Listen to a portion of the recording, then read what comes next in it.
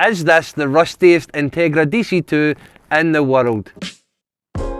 I thought it would be a good idea to take this Integra DC2 as part of a trade series to get a supercar. Oh my god, man. But I had no idea the mess that was about to unfold when we started working on the car. Start a wee poll, I think, but we're going to give you guys all the evidence to go on.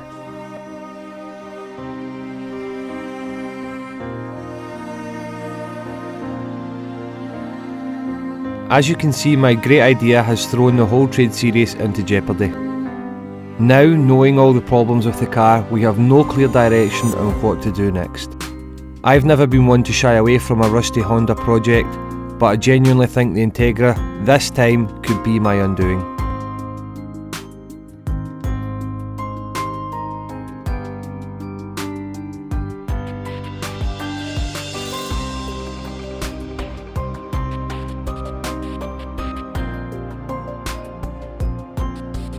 Amongst all of this though, I have found a silver lining. The engine mechanically does start and run with no issues.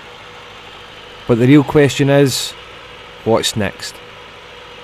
So, I've decided it's time for the engine to be removed. Regardless of the outcome of the shell, the engine also needs some work to bring it up to new condition.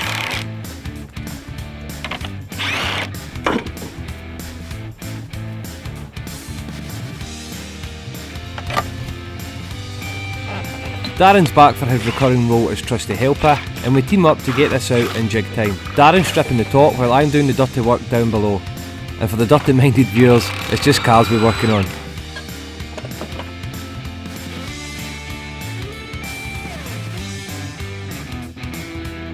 Basically, to remove the engine, we need to remove everything that connects between the engine and the car. That includes all the fluids as well, apart from engine oil.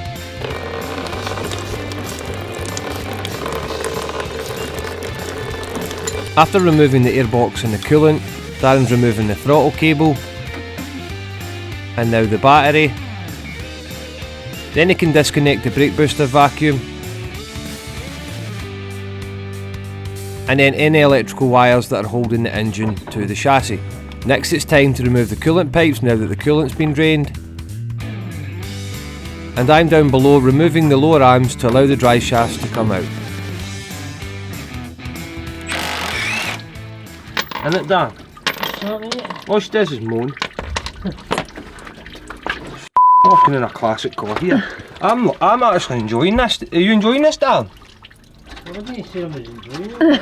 I can't believe you. What? Rain don't with us. You're above the car. Aye, that's what it's jumping for. No. Oh, is it coming for the bonnet? But is this better or worse than the work we did this morning? Oh, this is better. This is better, mate. An old shitty car that you're trying to save, rather than a moaning customer. No disrespect to customers, but... Aye, we'll aim at that out. It's like that Head and Shoulders advert. I didn't know you had dandruff. Car's got a bit of dandruff. Also, there is other shampoos out there. Dan's loving it. Look at the power in Milwaukee. See the difference having the power tools to the last episode. And this is... What age is this car now? Is it 96? What's that mean? 24 plus 4, 28 years old. Quick math. It's a 28-year-old rust, and watch the Milwaukee go. And then you just, sometimes you have to work it back. And back it.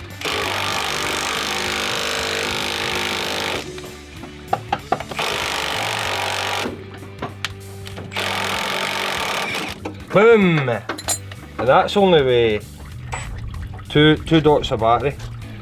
Imagine if it had the fully charged. Pull this through. So this is disconnecting the fork of the shocker from the bottom arm, and we've disconnected the ball joint bolt. And then if I disconnect the drop link, that allows this kind of lower arm, which apparently splits in two, which I didn't know. It's got a bolt running through there and a bolt running through there, so I think this wishbone actually splits in two. But what we're going to do is take this drop link off, ball joint off, fork off. That will allow this arm to drop down, allow us to get clearance for the drive shaft. We take the 2 drive shafts out, drain the box, and that means that we've disconnected these from the gearbox, which allows us to lift the engine up the way. Darren's stripping off the top, and hopefully before long we've got this engine out, and it gives us another look at the Honda in a different aspect. And hopefully by that point we'll either know whether it's panels or a shell. You come and see, look, you do this. I'm pretty. Don't like the rust. Don't like the rust. Yeah. You want a Honda? You want a Honda?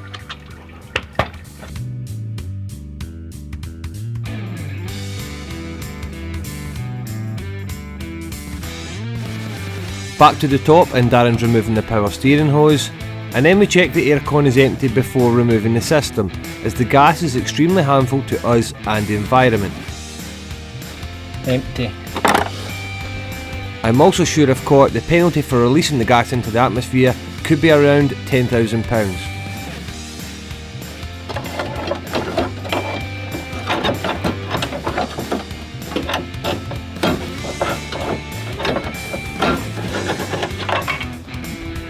I'm now ready to remove the drive shafts and to contain the old fluid and draining the box first.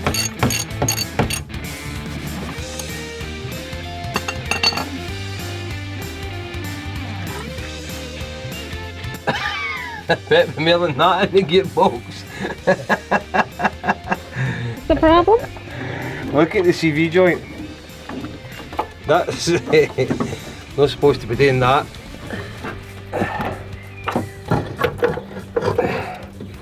So again, no fluid out the box here, right? And that's the CV joint.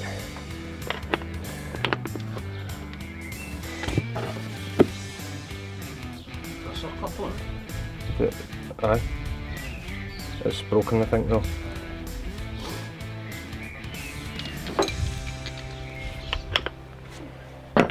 These are things that you wouldn't have known that was going to do that. Unless you'll take the shaft out. Unless you take the shaft out, so.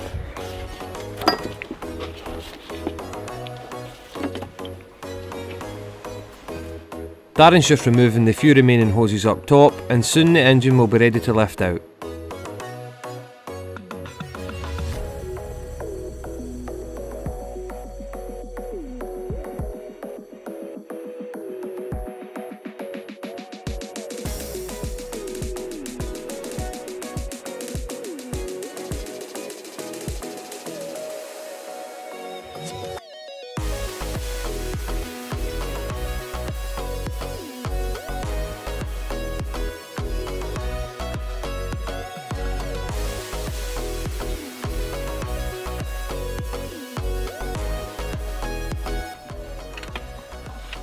I'm taking the 2 bolts off that are holding the centre shaft, so I can get this drive shaft out, and then just disconnect anything else. Disconnect anything else that's just attached really, and tired now.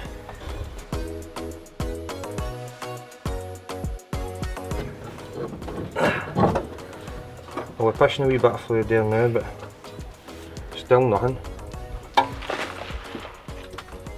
Was that you with coolant? Aye. Thank what coolant was coming out the gearbox there. Having Darren strip the engine out with me has been a huge help. But for this last part, I've adopted the Scottish saying, through his own shite a man must wade alone. After disconnecting the engine mounts, the B18 lump lifted nice and freely. I wanted to lift the engine out by myself as a reminder of the time my father helped me remove my first ever engine, which was a B16 from my EK9. Sweet beautiful bump. I am terrified, can we hurry up? And without learning from my father, nothing I do today would ever have been possible, which is why I carry on with cars in his memory.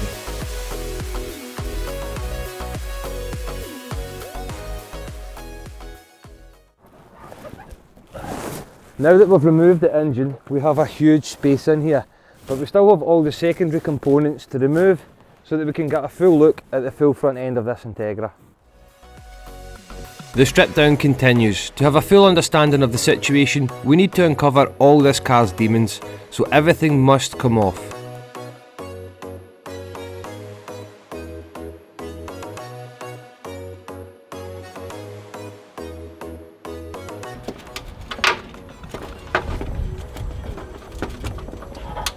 Oh, you fucking that scalped me in the face. Ah! It's not even off. We missed Oh, me right in there. I've got a wee mark. No. No? Alright. No. Think these. Slide forward. Not good. Not good at all. Before I can actually remove the wing, first the bumper needs to come off so as I can access all the fittings.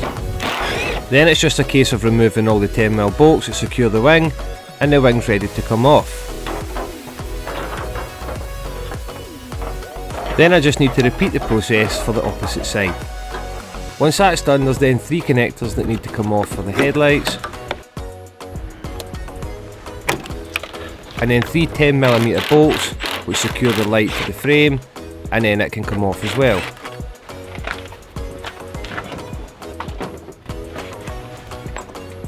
I took this short video just as a reference point, but it shows you guys everything else that still needs to be stripped off in the engine bay.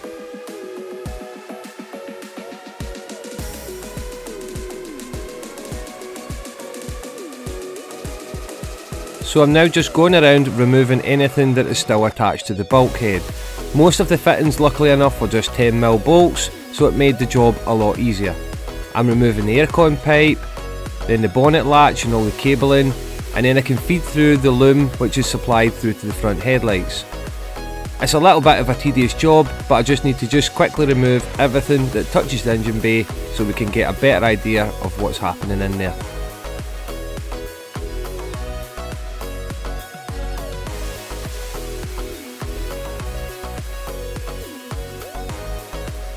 And this is the finished results. As you can see, I've removed as much as I can from the engine bay. There is still a little few things remaining because they were a bit stubborn to remove, including the battery tray, which is going to need some twist sockets on it, but there's more immediate problems to address on the car just now.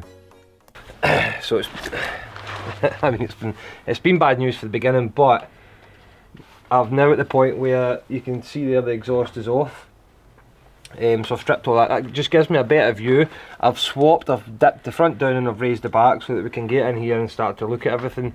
I'm keeping it rolling for the purpose that it can just be moved just now because we still don't know what's about to happen with this car, but I'm about to give you an indication.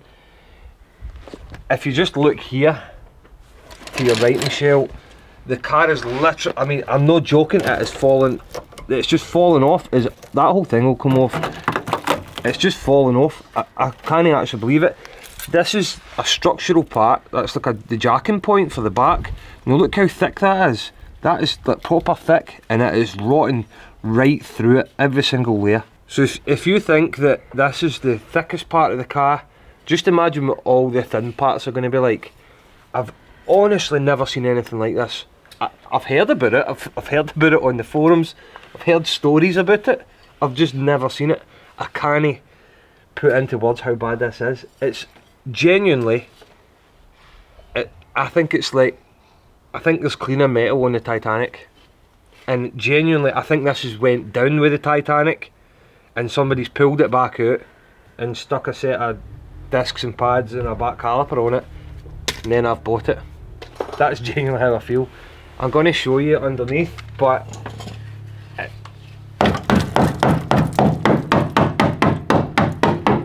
back arches are alright.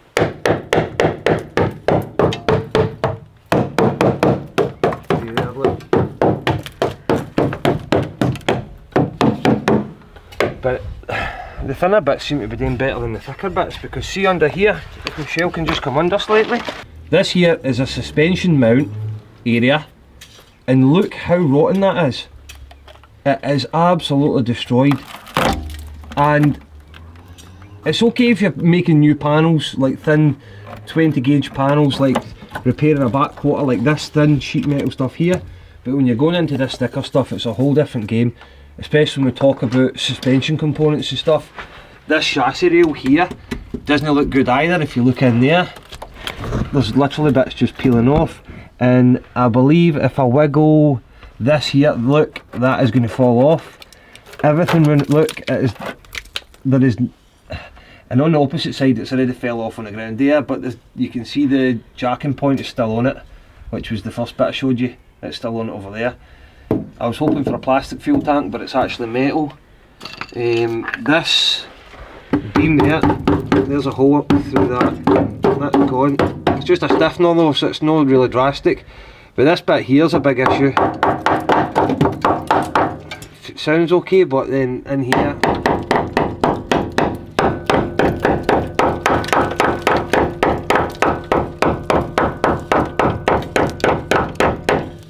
you can tell you're never going to, that's just, you're pissing into the wind with that. Right, back here, Michelle. Right, so here.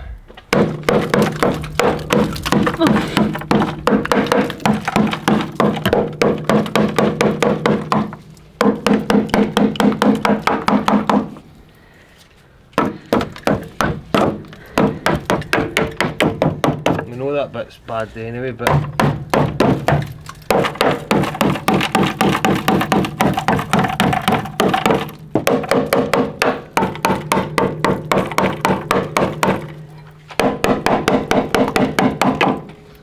it's actually doing better than I thought, but I don't think it's going to change my mind. I know that sounds okay, but it's pitted deep in there. That would need sandblasted to even have a look. The anti-roll bar, we're not really worried about it because you'll get a replacement anti-roll bar. And these suspension arms, we're not really worried about that, or suspension, we're just looking about structural stuff. But I know that sounded okay, but it's really just, it's going to be rotten inside, isn't it? If you were to blast this, it was just 40 bits. I can't make a decision on whether or not just to bin it. I mean, that sounds okay. Really, I'd have to sandblast that. But I've still got the issue with these bits in here.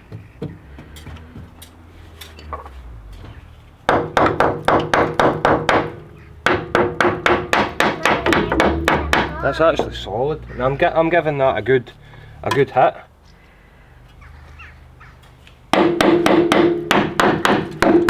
That is solid.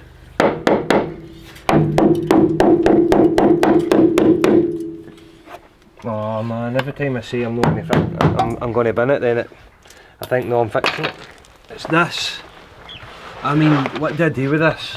I think that's going to go. Right, so that's gone.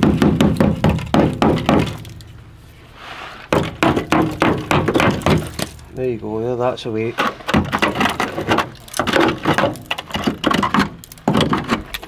I mean, that's mounting a suspension component, so how are you going to get it? Because that's gone. I can't make that. That's quite thick. I couldn't make that. I could maybe make a thin sheet metal for like a floor pan of repair sections, but when it comes to structural, and you're no chance you're going to be able to buy that. And then there's the problem with how does it actually go back on, because there's so much rust that I don't know how it actually.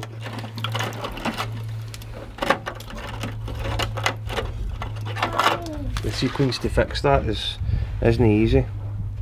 It's going to take time and time and time. I think it's dead.